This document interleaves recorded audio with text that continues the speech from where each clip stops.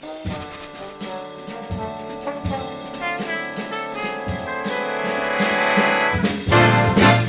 it going? I see a lot of people that are kind of hanging out in the back. I would love for everybody to come on up front, get nice and close and cozy with us. Yeah, all right. We've got a few. So, do we have any horror fans here? All right. So my name is Joshua Werner, and I am the Chief Creative Officer of Oxide Media, which is the parent company of Source Point Press, a publishing company that does a lot of horror. And we are working with Hustle and Heart Films, and these two gentlemen right here, who you may know, I'm going to have them introduce themselves in a second, are going to be the subject of this panel today. We're going to be talking all about horror comics and them coming to film and that kind of process and some of the really exciting projects that they've been working on, and I'm so excited. So thank you all for being here. I really appreciate it. Cullen, would you like to introduce yourself first? Yeah, I'm Cullen Bunn. I am primarily a comic book writer, have been for the last little while. I've written books. For Source Point, I write a book called Nightwalkers, which we have at the Source Point booth. But I also have written books like Harrow County, The Sixth Gun, Deadpool Kills the Marvel Universe, Uncanny X-Men. I've written a lot for Marvel and DC over the years. These days, I focus primarily on my own creator-owned work. And I'm Heath Amodio. I wrote Copycat with Cullen. We also did a series called The Heathens with Aftershock. I'm more a producer than a writer. I've just started getting into writing comic books. It's definitely been a passion of mine forever. But I'm more in the TV space, turning IP like these books into television. That is why we're here, right? Because we all love comics and we all love horror films. This is the perfect place to be right now. And I'm really excited. So for those who don't know, at the Source Point Press booth right now, we are doing some really special things exclusively just for Cleveland. It's just for you guys. And so these really exciting series, Nightwalkers, for those who haven't been keeping up, Nightwalkers issue 3 just dropped in stores this week.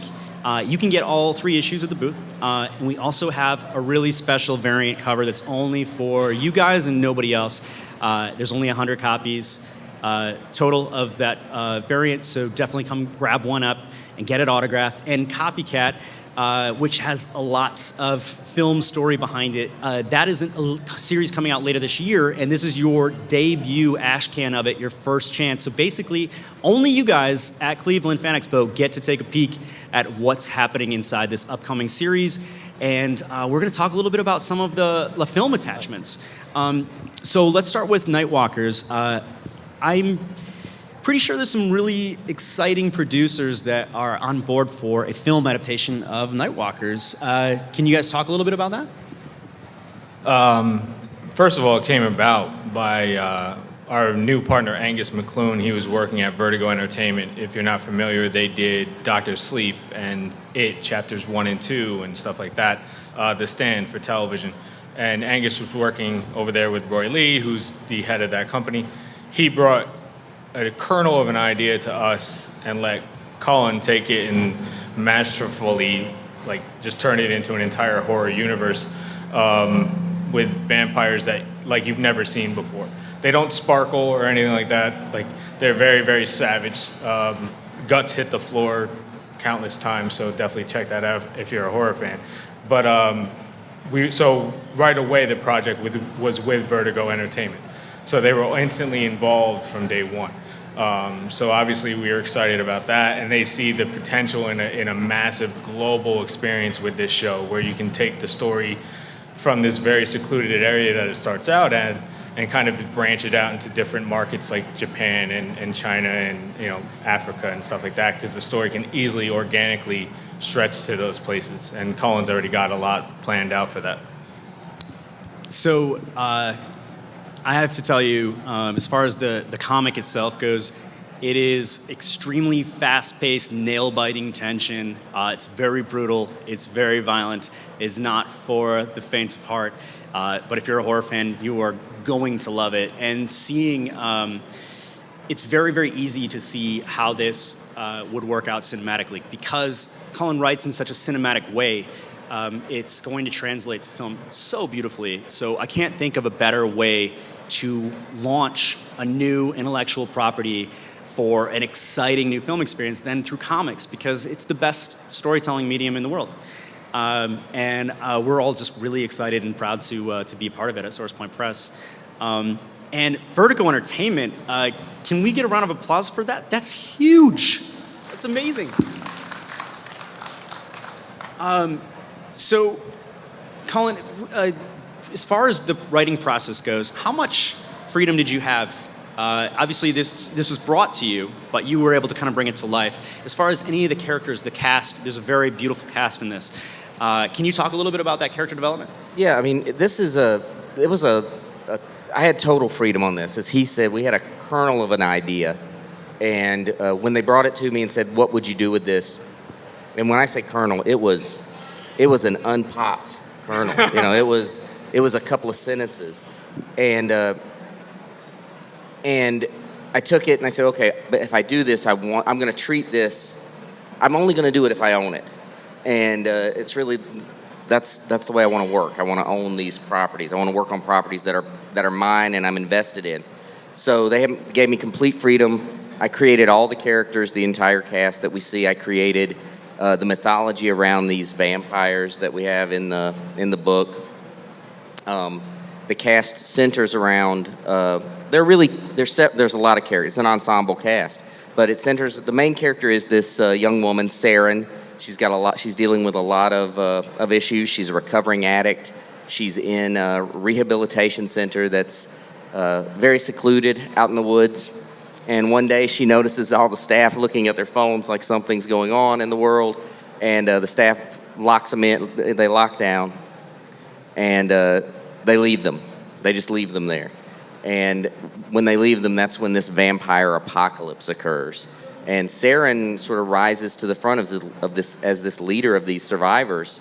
And she has a much, much bigger role to play as the story unfolds. That is my favorite thing about Nightwalkers personally, is the cast of characters. When he uses the term vampire, we're going to use it pretty loosely, because this is not like any vampires you've ever experienced before. It's something very new and very terrifying.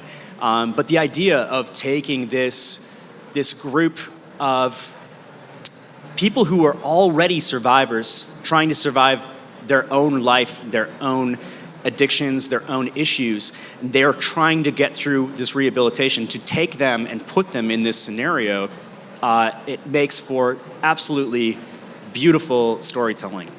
Seeing the strength come out of these people who have been so downtrodden and feel so alone and isolated, and see them band together in this unique scenario, it is perfect for horror storytelling. And while in some ways it's going to feel very familiar to those of us who like these types of stories, it's also extremely fresh. It's a very new take, it's a very new twist, and I absolutely love it. I want to talk next about Copycat, and then of course we're going to kind of talk a little bit about process after that, and then we're going to open up some questions. So start thinking, start ruminating. But let's go to Copycat. So Copycat, again, this has not hit stores yet. Issue 1 is not out.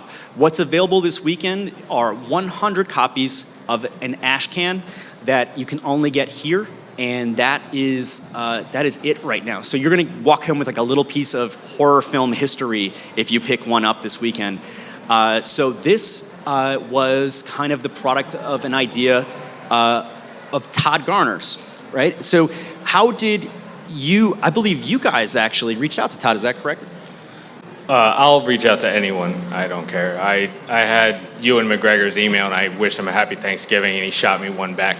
He didn't know which Heath I was, but I'll still take that. The other Heath. Yeah, you put that on your refrigerator, right? But so I reached out to Todd Garner after hearing him on his podcast and asked him if he had any interest in working in the comic book arena, and it turned out that he'd always wanted to be involved with the comic book, and he had an idea for a superhero story.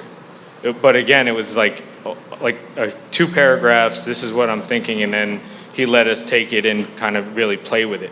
So what we did was, basically she's a nurse who has this power that if she touches you, she can kind of leech in whatever the pain is that you're suffering from and then tell a doctor what the diagnosis is. But she has to then deal with that pain that she just drew from this patient. So after she freaks out these doctors, she's sent home, and on the way home, this woman comes out of this building and kind of dies in her arms, and she ends up leeching this like super strength from her, not knowing who she is. And then she's thrown into this whole mystery about who killed this woman. Now all these other people are after her, and as she's attacking, or as they're attacking her, she's leeching powers left and right to then turn on them and take down this whole like shadow company. So, you know, all that came from us. It was really just like, we want a woman that can feel the pain of patients. That's Todd's ideas. But Todd is brilliant. He used to be the president of Disney and Sony.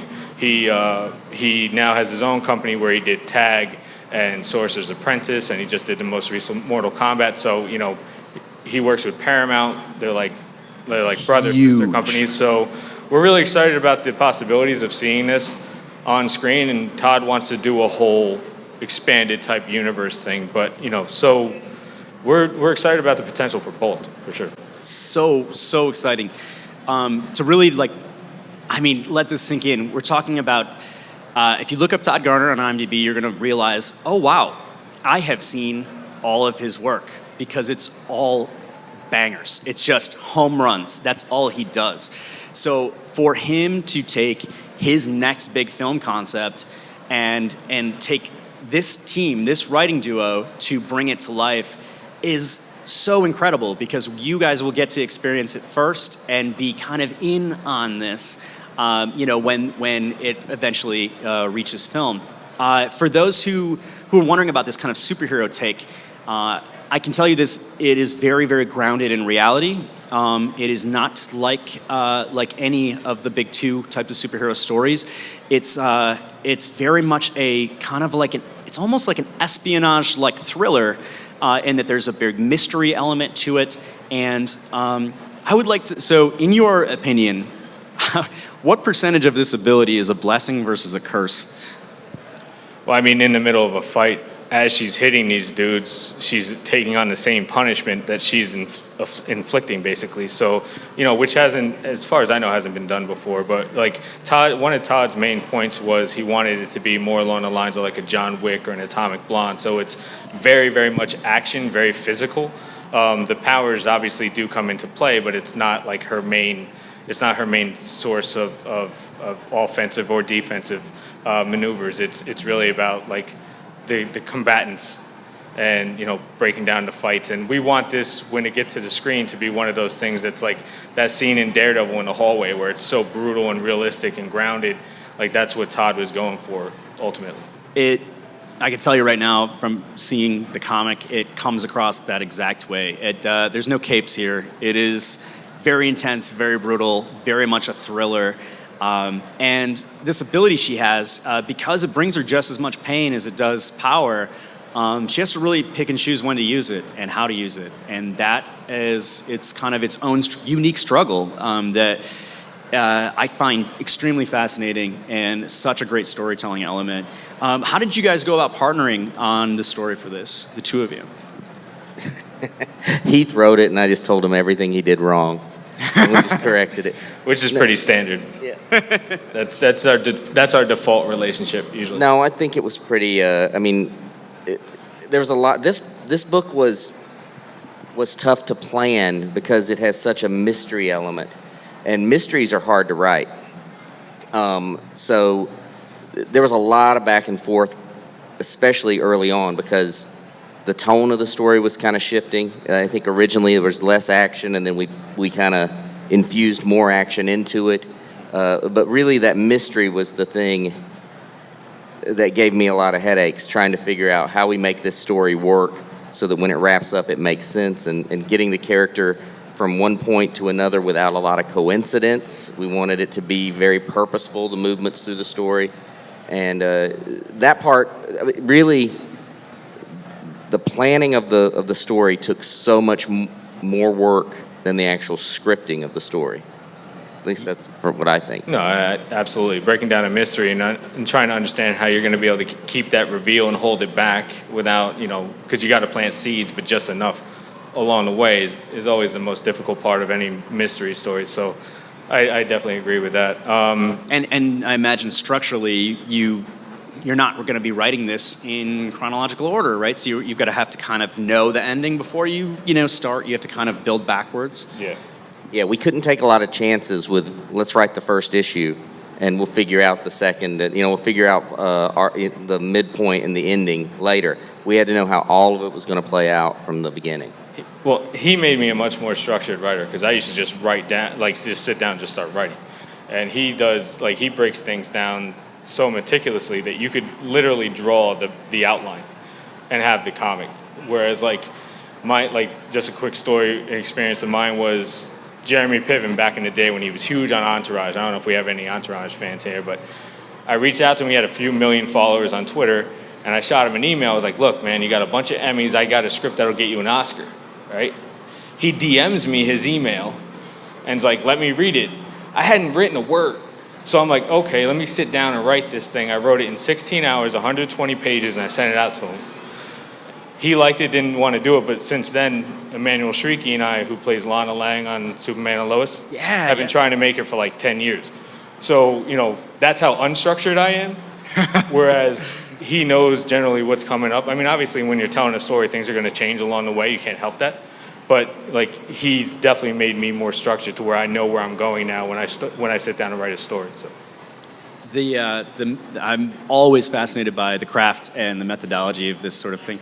I personally writing an upcoming series called Murder by Mail, and it's kind of like an interactive role-playing experience in a comic book where you kind of help to solve these crimes, and each issue is its own mystery. It's hard. It's so hard. Mysteries are so hard to write. So I imagine the love and effort that went into Copycat is quite a bit.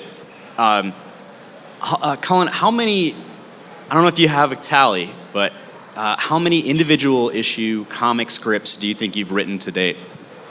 I have no idea. I mean, I'm sure it's in the thousands at this point, but I don't know. I mean, I've written a lot of comics. It's, it took me, I know it's hard to believe, I'm not a spring chicken. And I was already not a spring chicken when I broke into comics. So, because I didn't know how to get into comics, I struggled figuring out what's the path, who do I talk to, how do I do comics. So now, once I broke in, I'm like, well, I'm going to do a lot of work. And I work, and I'm not promoting the idea of overwork. I'm not glorifying overwork. What I do is not for everyone. It's not for anyone but me. But I like to work. And and I write a lot of comics.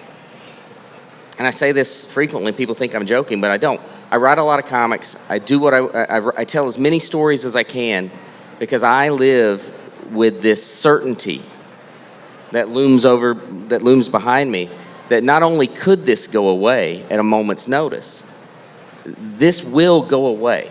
There will come a day where I don't get work.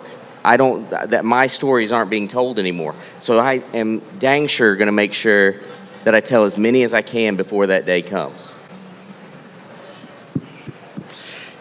Definitely one of the most acclaimed and prolific writers in the industry.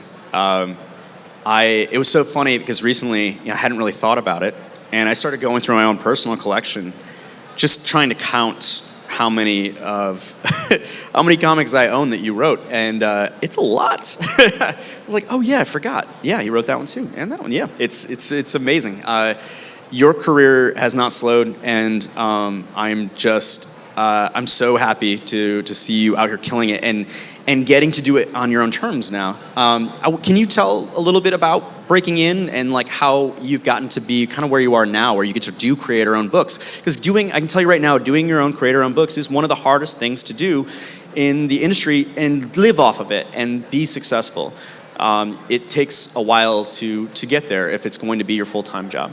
Yeah, so like I said, I didn't know how to break into comics. I was sending proposal after proposal to publisher after publisher. Here's my pitch for a Spider-Man comic. Here's my pitch for a Moon Knight comic. And I was getting form letters back because that's not how you do it. But I didn't know any better. And I focused on writing prose for a while instead of comics. And I was working at a comic book store. I have a degree in creative writing. And with that degree, I got a job at the comic book store, as you do. And one of my coworkers was an artist named Brian Hurt. Very talented artist, but he was also trying to break in. And Brian and I started talking about doing books together. We knew we were going to do something together at some point. And it took about 10 years for us to finally do a book together. We pitched a couple of things that got rejected, but we did a book called The Damned for Oni Press, and that got some, like, that was one of those books that got media attention immediately, and they were, taking us to parties and telling us about the movie trilogies they were going to make with it. There's never been an adaptation of The Damned. But then we did a book called The Sixth Gun, which is a high fantasy in the Old West. And it was very successful. It got a lot of attention. And that book, after I did that book, I was still, at this time, I had a day job and I was writing books at night. DC and Marvel started reaching out to me about, hey, we read The Sixth Gun. We'd love if you'd write a Batman story for us or a Deadpool story. And eventually I was just doing enough of that work that I asked my wife, I said, if I quit my job today, how long will you give me to make a living as a comic book writer? And she said, well, I'll give you whatever you need. I said, well, will you give me 6 months to try this? And she said, okay. And that was almost 15 years ago. And, I've never looked back. I wrote for Marvel exclusively for a few years. Then I was writing for both Marvel and DC for a while. I was doing numerous books for both companies. But at the same time, I was always doing creator-owned stuff on the side. And some of those publishers, some of the editors I worked with hated that. They hated that I was also doing my own thing. They wanted me to just write Aquaman, for pity's sake, or whatever. But I was doing my own thing, and it just... there came a point where I'm doing enough creator-owned stuff that I didn't have to rely on Marvel and DC work anymore. And I still do occasionally. I'll do a project if it's something I really love, like when a Godzilla book comes out and they offer me a Godzilla book. There's no way I'm turning that down. I love Godzilla, and so I do. I'll do Godzilla. I'm doing some stuff based on some board games that I really love. So I'm still doing licensed work, but it's not my primary focus. I'm not necessarily chasing that work anymore. I absolutely love that. Heath, how did you and Cullen meet? I was a backroom manager at Barnes & Noble and a big fan of Cullen's work, and I just came up with an idea that I thought he'd like. I took a shot. I reached out. For whatever reason, he sparked to the idea. First of all, he opened my email. Then he sparked to the idea, and we started talking about it. I thought you were Heath Ledger. Probably. It's an easy mistake to make. But then we still have yet to actually write that story. But then we started talking about, how artists and creators are kind of disregarded when it comes to adaptations, when you go to TV and film, and there had to be a better way to do that. So we started Hustle and Heart, which allowed us to be involved with the creative process. We started in 2018. We sold our first 2 shows later that year to CW and Showtime. And the CW one was one that we actually created, which was cool. And then we sold a 3rd show to Amazon the following year. What a phenomenal first year for a startup company, for 2 people who had just started collaborating. That's incredible. Yeah. I mean, what I did, I don't recommend my course of action, but what I did can prove to anyone in this audience, anyone in this building, that anyone can do this, because from the back room of Barnes & Noble, I sold 2 shows. You know what I mean? All I did was reach out to people not be a jerk, become someone that they really want to work with and enjoy corresponding with, and then, you know, just bring them amazing projects. And it's unbelievable what you can do with the right people involved. But, like, you know, I came up with an idea about the Brooklyn Bridge, and I was like, let me just take a shot at getting one of my favorite writers, James Manos, involved with this. He created Dexter. So I shot out an email. Again, I'm sorting books in the back of Barnes & Noble. I shot out an email to his rep. 20 minutes later, I get an email back, hey, James wants to talk to you. Can you talk to him now? So now I'm in my car in the parking lot talking to James Manos about this project that I came up with. And he's like, I love the Brooklyn Bridge. I bring my family on tours of the Brooklyn Bridge. I want to do this show. And that's how easily it came together. Like, that's not normal. Don't expect that. But as long as you go down the right path of being a good person and being someone that people want to collaborate with, anyone here can do this stuff. Okay, so I have to know, when you sent these emails, were you using your Barnes & Noble email address? That's what I want. No. They were coming from my Gmail. What's funny was back in the day, do not do this. I could not get an agent back in the day, because in order to get an agent, you need to sell something. You can't sell something without an agent. It's a catch-22 that I'm sure anybody here that writes has dealt with. So I made up my own agent. He was Michael Winthorpe, had a Gmail address. I was reaching out to people. I got meetings with Adam Sandler on the phone through him. So, you know, I don't recommend that course, but... You're a really deceptive guy. I didn't realize this, but you're super deceptive. Well, this was a while back. Like, sure. Like... A long time ago. No, we're talking early 20s. A long time ago, I lied to someone. Yeah. Yeah, okay. But since then, I've developed projects with Method Man, who I've loved since elementary school. You know, we developed an animated project with Powerhouse Animation. You know, Cullen and I have worked with Hanali Culpepper, who's a director that did Picard for the pilot, and she's amazing. Like, it all came from starting out, maybe through a little deception, but it got to a point where people really want to work with us now because they enjoy the experience. I mean, Angus was with a highly successful company in Vertigo, left them to come work with us. We told him we had a lot of money. We really lied and lured him in. That would have been horrible. He would have left very quickly. But he likes what we're doing we're going directly to people like Todd and Vertigo, and we're saying, do you have ideas that you know would benefit from having great comics? And also, we're looking at, like, so much of the best writing right now is done in TV and film, right? It's unbelievable how it's like gold right now what's out there. And they shouldn't just be writing for those mediums. So let's bring them into comics, since we love comics so much, and allow these writers that tell these great stories to tell these stories in these kinds of mediums as well. And, you know, we've got a lot coming up that we're really excited about. I absolutely love that. Like I said, comic books they're the world's greatest storytelling medium, and there are so many amazing storytellers that have yet to have worked in this medium. And I'm so glad that we're living in a world now where comics are taken seriously, that they are for literally everyone at every age. It's a medium, it is not a genre. There is every genre, there is something for everyone out there. If you look hard enough, you're gonna find just a wealth of incredible storytelling. And it's definitely now serving as the inspiration for all of, you know, the film industry. They're like realizing, oh wow, we're sitting on all these incredible stories that have not been shown on on the screen, and it's really incredible. What can you guys tell us about? I know you guys are working on a lot of projects you can't talk about, but what's next for Hustle and Heart that you can say? You're the boss. What's announced? Can we mention? He's searching through NDAs in his brain.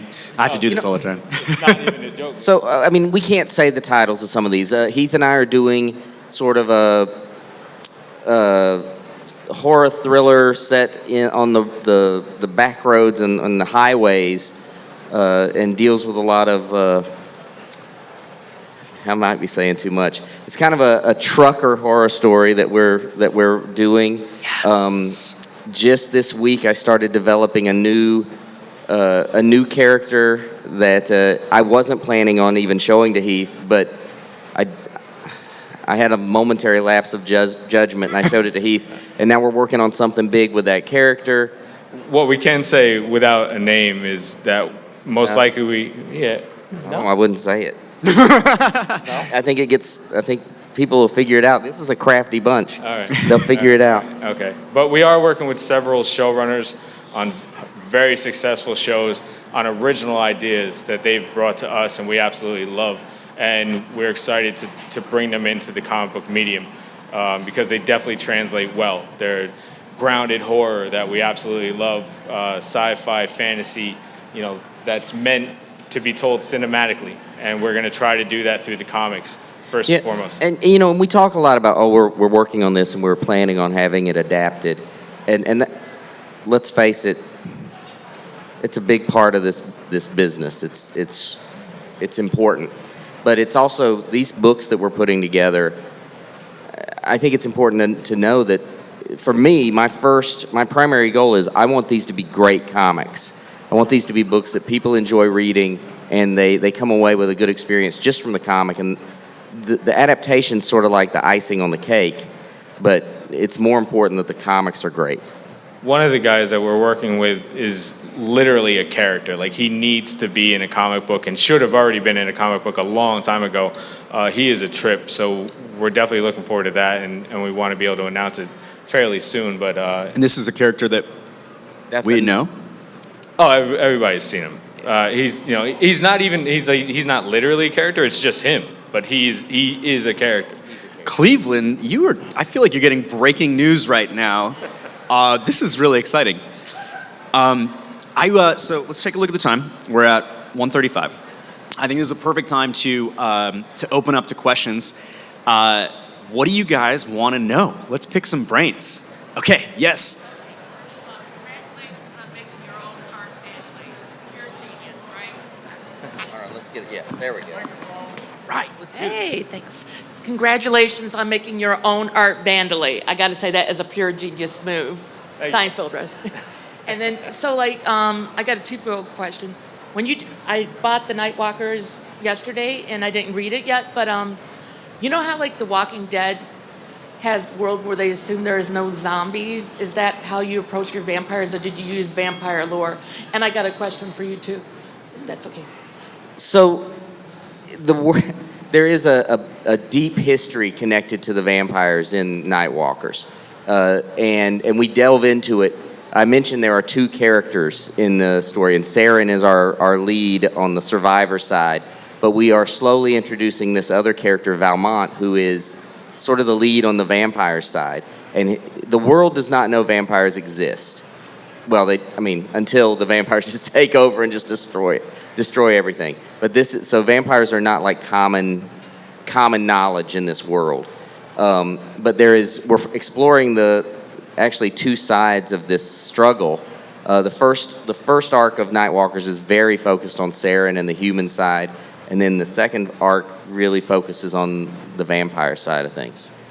Thank you. And just one more question. When you're, developing these and, the assumption is it's going to be translated to screen, do you have people in mind? Like a person, an actor?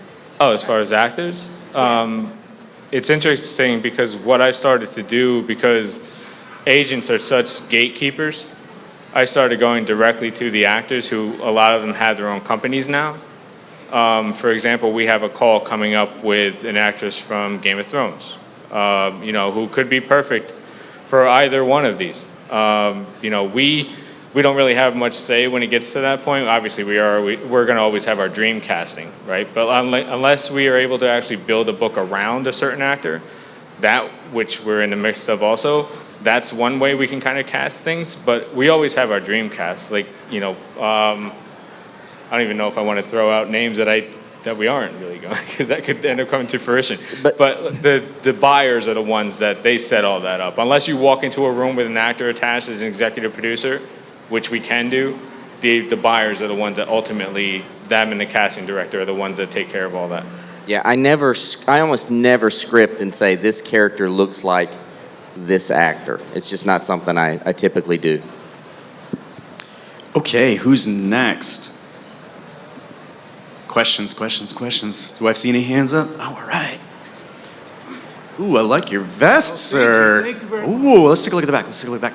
Nice. You love the same genre of music and film that I do. Yeah, nice. There we go. Right on. Dude, right Bewitcher. Oh, I don't know anybody who loves Bewitcher. Good band. So good, so good. Okay, here we go. Here we go. Yeah, not a metal Q&A right now.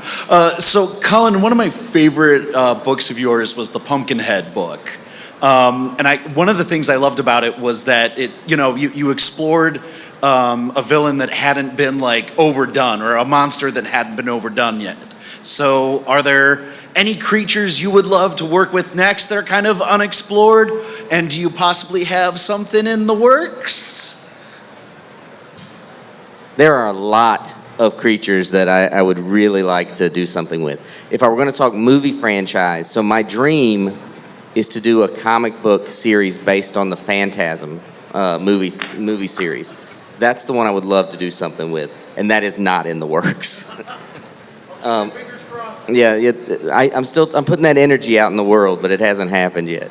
But no, there's just so many. I mean, years ago, The Sixth Gun was being adapted by Universal, and I remember being in San Diego, and they sat down with us, the producers, and they said, "Hey, I know we're doing this movie."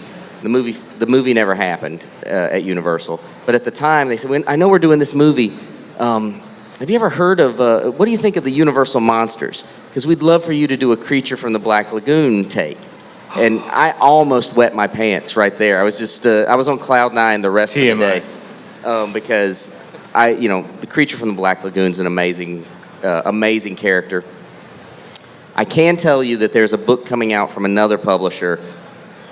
I'm not exactly sure when, but I'm working on it right now with Brian Hurt, the artist that I mentioned earlier, that if you like the Universal monsters, if you like creatures, if you like movies like The Monster Squad or Waxworks, this comic is going to be perfect for you.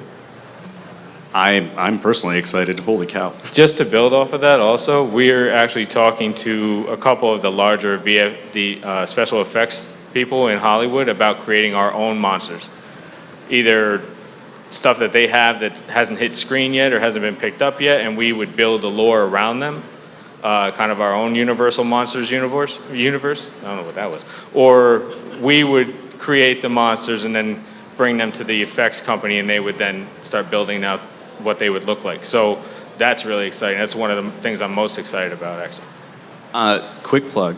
So I am currently working with the Chaney estate. I'm working with Ron Chaney, who is the grandson of Lon Chaney Jr. and great-grandson of Lon Chaney Sr., on a graphic novel adaptation of a never-before-filmed script that is a sequel to The Wolfman, called Curse of the Wolfman. And I have already asked Cullen if he would write the foreword for this graphic novel down the road when it comes out, and I'm going to hold him to that. He totally said yes, so now you guys have witnessed it. You did. I was super drunk when I got that message Damn from it. you. But you all saw it. It's on camera. Fair enough. Okay, more questions. Who's next? I will come to you. I don't know the range on this thing, but we'll find out. We gotta have some horror fans that are curious about something. Okay, I'll let you think on it. But in the meantime, so at the booth right now, so after this, of course, if you want to come check out the booth and hang out with Cullen and Heath in person, we're going to be over there at the Source Point Press booth, and we have this special Cleveland Fan Expo only Nightwalkers issue 1 variant cover. You can get that signed by Cullen Bunn and by myself. I did the cover art. Now this trade dress version here that's on the stage, trade dress meaning it has the logos on it and text, that is, there's only 75 copies of that in the world, and when they're gone, they're gone. So I'm not holding them for people, things like that. So go over there, grab them while you can. There's a virgin version, which is the same thing, but it's just the art. It doesn't have any of the logos on it, for those who aren't familiar with the terminology. There's only 25 copies available of that virgin, so definitely snatch that one up first before they're gone. We currently still have some, which is amazing. And then same thing for Copycat. This is, again, not available anywhere yet. This is your first look at this upcoming book from Todd Garner, from Heath Amodio, from Cullen Bunn. And I also did the cover for this one too. So you can get that one triple signed. And that is a same exact thing. So 75 with the trade dress, 75 copies of it, and 25 of the virgin artwork. are available until they lost. And we did it just for Cleveland, just for you guys. Okay, so before we wrap up, I just want to double check. Any other questions? Okay. Any aspiring producers here that would like to know anything about the process, like how you put these types of projects together, as far as showrunners, directors, stuff like that? Happy to answer anything.